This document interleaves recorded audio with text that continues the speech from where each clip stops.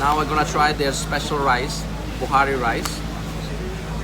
Yeah, it smells really good. Okay, I will try this rice as is first. I'm gonna taste the real flavors before I add any sauces. Bismillah.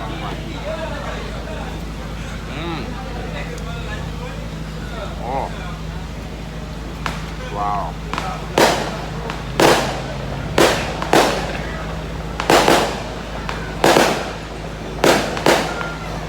That's how I'm feeling, you can see it.